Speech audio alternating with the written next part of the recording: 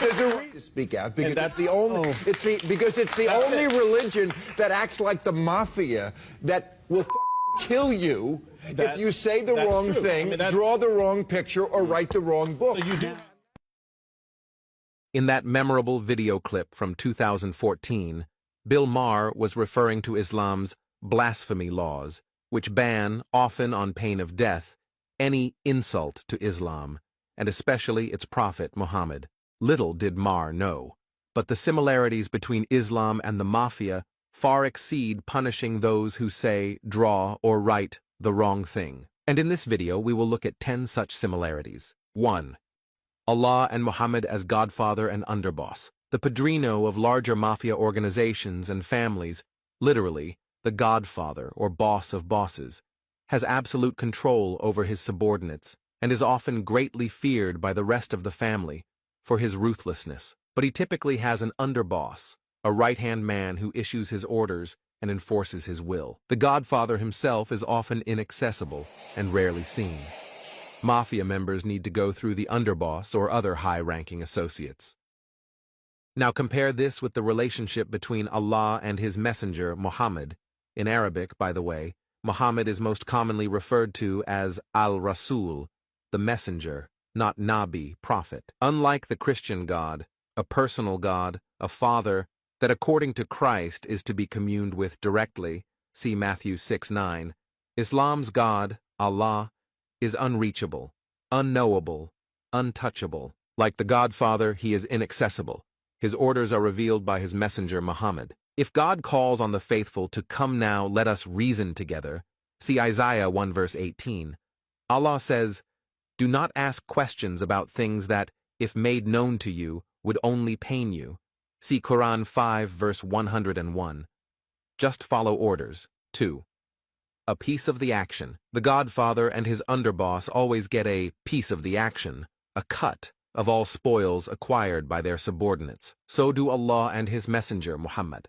Quran Surah Al-Anfal, verse 41 informs Muslims that 1/5 of all war booty you acquire goes to Allah and the messenger. Why does he always get the prettiest one? 3. Assassinations. The Godfather, through his underboss, regularly sends mafia men to make hits, to assassinate those he deems enemies. So did Allah and his messenger. One example, a Jewish poet, Ka'b ibn Ashraf, once insulted Muhammad, prompting the latter to exclaim, Who is willing to kill Ka'b bin al-Ashraf, who has hurt Allah and his apostle? Oh, Rasulullah, would you like me to kill him? yes. In order to kill Ka'b, I have to lie. Is it okay to lie to please Allah? Say what you like. You are absolved in that matter. Ibn Maslama traveled to Ka'b and began to denigrate Islam and Muhammad until his disaffection became so convincing that the poet took him into his confidence. Soon thereafter, Ibn Maslama appeared with another crypto-Muslim, and, while Ka'b's guard was down, they slaughtered the poet, bringing his head to Muhammad to the usual triumphant cries of Allahu Akbar. 4. Circumstance is everything. While the mafia adheres to a general code of conduct, as with all human institutions, its leader, the Godfather, issues more fluid orders according to shifting circumstances. This is reminiscent of the entire revelation of the Quran, where later verses or commands contradict earlier verses or commands, depending on circumstances, known in Islamic jurisprudence as al-nasikh wal-mansukh, or the doctrine of abrogation. The Quran itself talks about this in the following verses. Quran Surah Al-Baqarah, verse 106. Allah does not abrogate any verse, but substitutes something similar or better. Quran Surah Ar-Ra'd, verse 39. Allah eliminates and confirms what He wills. Quran Surah An-Nahl, verse 101. Allah substitutes one revelation with another, and He knows best. When Muslims are weak, Allah told the Prophet these verses. Quran Surah Al-Baqarah, verse 256. There is no compulsion in religion. Quran Surah Al-Muzammil, verse 10. 11. Be patient and bear with those who deny the truth. Quran Surah Sad, verse 16 to 17. Be patient with the evildoers. Quran Surah Taha, verse 130. Show patience to the pagans. Quran Surah Maryam, verse 83-84. Don't be in a haste to fight the disbelievers. But once the messenger grew strong enough, Allah issued new revelations calling for all-out war or jihad till Islam became supreme. Quran Surah Al-Anfal verse 39. Fight them until all religion is for Allah. Quran Surah At-Tawbah verse 5. Fight and slay the pagans wherever you find them. Quran Surah At-Tawbah verse 29. Fight the Christians and the Jews until they pay jizya willingly, fully humbled. Quran Surah Ali Imran verse 85. Any religion other than Islam is not acceptable. Quran Surah Al-Ma'idah verse 33. Execute, crucify, torture those who opposes Muhammad. While other religions and scriptures may have contradictions, only Islam rationalizes them through abrogation, that is, by giving prominence to later verses which are seen as the latest decision of the deity, the latest decision of the Godfather. 5. Clan loyalty. Loyalty is of paramount importance to the mafia. Following elaborate rituals of blood oaths, mafia members are expected to maintain absolute loyalty to the family on pain of death. Mafia members are expected to always be available for the family, even if your wife is about to give birth, as one of the mafia's 10 commandments puts it, and to defend the Godfather and his honor, even if it costs their lives.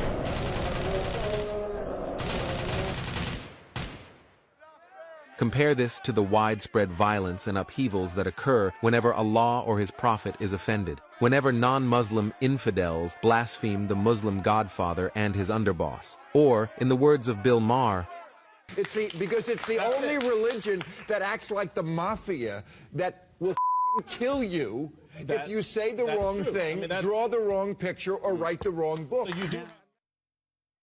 Islam's loyalty and enmity doctrine, or al-wala wal-bara, which calls on Muslims to be loyal to one another even if they dislike each other, is especially illustrative. Quran Surah At-Tawbah verse 71 declares that the believing Muslim men and believing Muslim women are allies of one another. See also Surah Al-Anfal verse 72 to 75. And according to Muhammad, a Muslim is the brother of a Muslim. All things of a Muslim are inviolable for his brother in faith, his blood, his wealth, and his honor. Precisely those three things that mafia members respect among each other.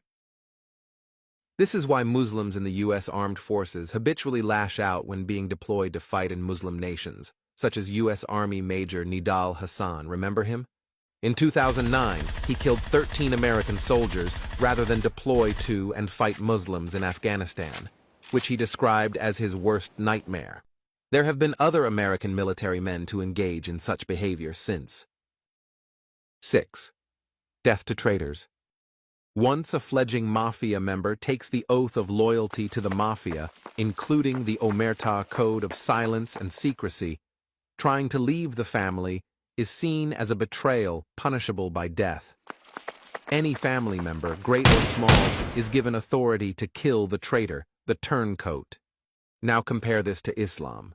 To be born to a Muslim father immediately makes the newborn a Muslim. There are no oaths to be taken, much less any choice in the matter. And according to Islamic law, if born Muslims at any point in their lives choose to leave Islam, they are deemed apostates, traitors, and punished, including by death. Any zealous Muslim, not just the authorities, is justified in killing the apostate, hence why Muslim families that kill apostate children are rarely, if ever, prosecuted in the Muslim world. In the words of Muhammad, the messenger, or underboss of Allah, the Godfather, Whoever leaves his Islamic faith, unalive him. 7. Distrust and dislike of outsiders. Aside from loyalty to the family, mafia members are strongly discouraged from befriending or freely associating with outsiders, who by nature are not to be trusted, as they are not of the family, except in those situations when such outside friendships help advance the family's position. Similarly, the second half of the aforementioned doctrine of loyalty and enmity, the enmity, al-bara, calls on Muslims to maintain distance from and bear enmity for all non-Muslims, infidels. Thus, Quran Surah Al-Ma'idah, verse 51 warns Muslims against taking the Jews and Christians as friends and allies. Whoever among you takes them for friends and allies, he is surely one of them. According to the mainstream Islamic exegesis of Al-Tabari, Surah Al-Ma'idah, 51 means that the Muslim who allies with them, non-Muslims, and enables them against the believers, that same one is a member of their faith and community, that is, a defector, an apostate, in a word, an enemy. There are many more such verses. Quran Surah An-Nisa, verse 144 declares, O you who believe, do not take the infidels as allies instead of the believers. Do you wish to give Allah, the Godfather, a clear case against yourselves? 8. Deception and dissimulation. As mentioned, close relations to non-mafia individuals that prove advantageous to the family, for example, collaboration with a crooked cop, are permissible, as long as the mafia keeps a safe distance, keeps the outsider at arm's length. Compare this to Quran 3:28. It tells, quote, believers not to take infidels for friends and allies instead of believers, unless you but guard yourselves against them, taking precautions.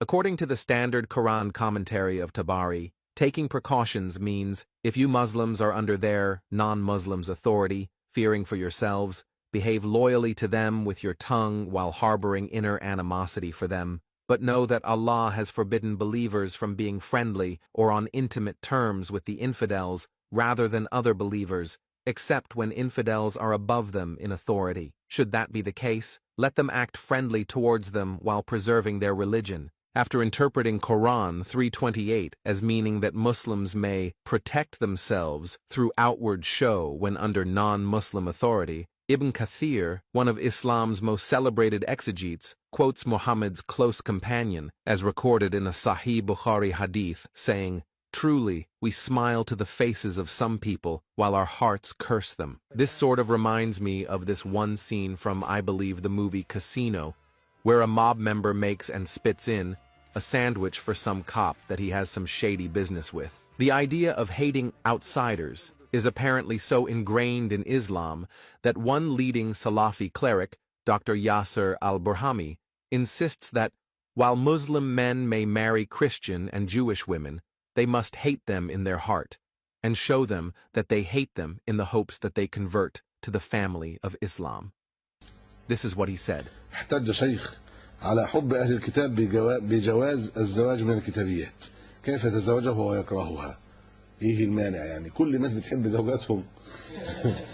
كم من الناس بينهم خلافات وعايشين. ها؟ ومع ذلك فهو قد يحب شكلها أو يحب تربيتها للأولاد أو يحب أن عندها مال، ولذلك يكره أن يتزوج الكتابية لأنها ليست ذات دين، وهو مأمور بأن يبغضها على دينها مع بقائه في معاشرتها، وهذا أمر معتاد جدا. أقول لك كل من يغتصب امرأة بيحبها ولا يعاشرها فقط؟ يعاشرها من أجل جسدها فقط ولا يحبها في الحقيقة، ومع ذلك لأنه لو كان كذلك لما آذاها، ومع ذلك فيمكن وجود المعاشرة الجنسية دون حب، فهذا ممكن ومأمور هو كما ذكرنا بأن يبغضها. فتترك النصوص القاطعة. لا تجد قوما يؤمنون بالله واليوم الآخر يوادون من حاد الله ورسوله ولو كانوا آباءهم أو أبناءهم أو إخوانهم أو عشيرتهم أولئك كتب في قلوبهم الإيمان وأيدهم بروح منه. تتركه تعمل فيه إيه؟ ماذا تصنع؟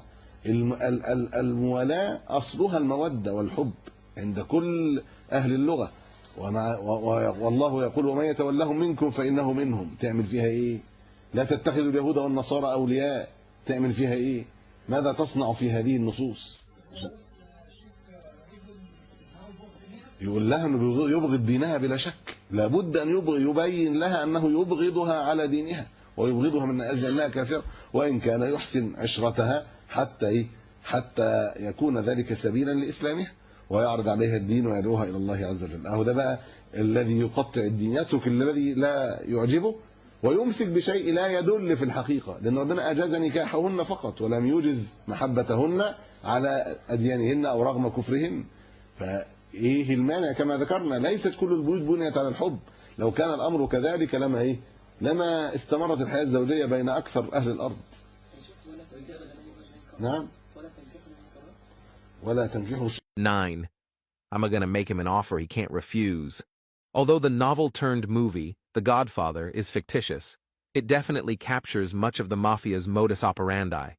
Consider, for example, that most famous of lines. The Godfather says this to one of his godsons, an aspiring actor and singer. After being turned down by a studio director for a role that he desperately wanted, the godson had turned to his godfather for aid. As the movie progresses, it becomes clear that the offer that can't be refused consists of nothing less than violence and death threats. After the director rejects the godfather's offer, he awakens the next morning to find the bloodied and decapitated head of his favorite stallion in bed with him. The godson subsequently gets the movie role. Throughout the context of the entire Godfather trilogy, which captures well the mafia's approach to business, making someone an offer they can't refuse means do as I say or suffer the consequences, possibly death. Now compare this to Islam's threefold choice. On Muhammad's orders, whenever Muslims conquer a territory in the name of Islam, its non-Muslim inhabitants are given three choices. 1. Convert to Islam, join the family. 2. Keep your religious identity, but pay jizya and live as an outsider. Or 3. War to the death. Throughout history, converting to Islam has been an offer that countless non-Muslims could not refuse. In fact, this offer is responsible for transforming much of the Middle East and North Africa, which was Christian majority in the 7th century when the jihad burst forth from Arabia into what is today called the Muslim world.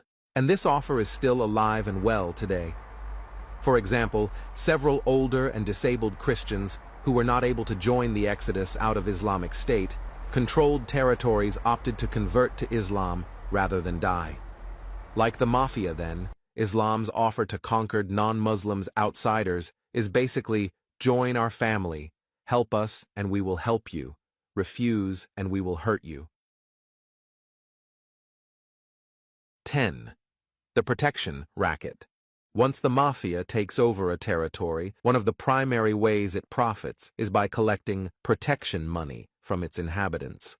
While the protection racket has several aspects, one in particular is very akin to an Islamic practice, coercing people in the mafia's territory to pay money for protection, ostensibly against outside elements. In fact, the protection bought is usually from the mafia itself, that is, extortion money, or pizzo. Potential clients who refuse to pay for the mafia's protection often have their property vandalized and are routinely threatened and harassed. Now compare the collection of pizzo with the Islamic concept of jizya. The word jizya appears in Quran 9:29. Fight those among the people of the book, the Christians and Jews, who do not believe in Allah nor the last day, nor forbid what Allah and His Messenger have forbidden, nor embrace the religion of truth, until they pay the jizya with willing submission and feel themselves subdued. In the Hadith, the Messenger of Allah, Muhammad, in our analogy, the underboss, regularly calls on Muslims to demand jizya from non-Muslims. If they refuse to accept Islam, said the Prophet, demand from them the jizya. If they agree to pay, accept it from them and hold off your hands. If they refuse to pay jizya, seek Allah's help and fight them. Topping it all off, just as the mafia rationalizes its collection of protection money by portraying it as money that buys mafia protection against outsiders, when, in fact, the money tribute mostly serves to protect the client from the mafia itself, so too do Islam's apologists portray the collection of jizya as money meant to buy Muslim protection against outsiders, when in fact the money jizya buys protection from Muslims themselves. So there you have it, 10 similarities between Islam and the mafia. But what makes them so similar in the first place?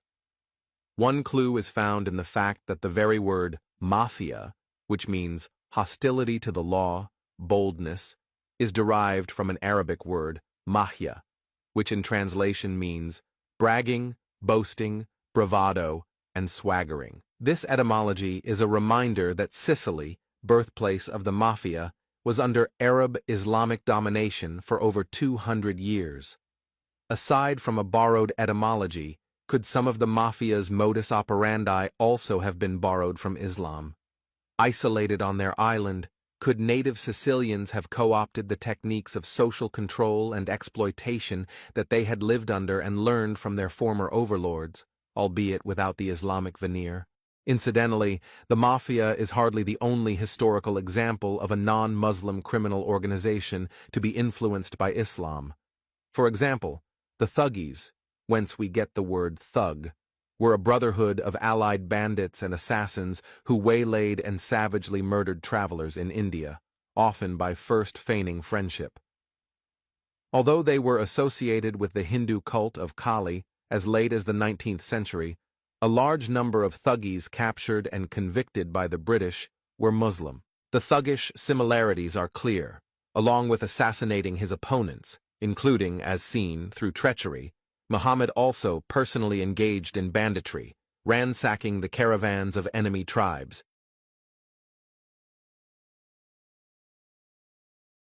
And if the words mafia and thug have Arabic Islamic etymologies or associations, the words assassinate and assassin are, of course, derived straight from a medieval Islamic sect, the Hashashin, who pioneered the use of political assassination, with promises of a decidedly Islamic, that is, hedonistic paradise for the assassin who almost certainly died. So there you have it. Now you know that when people claim that Islam is the only religion that acts like the mafia, that will FN kill you if you say the wrong thing, draw the wrong picture, or write the wrong book, they are barely touching on the similarities between the mafia and other criminal organizations on the one hand, and Islam on the other.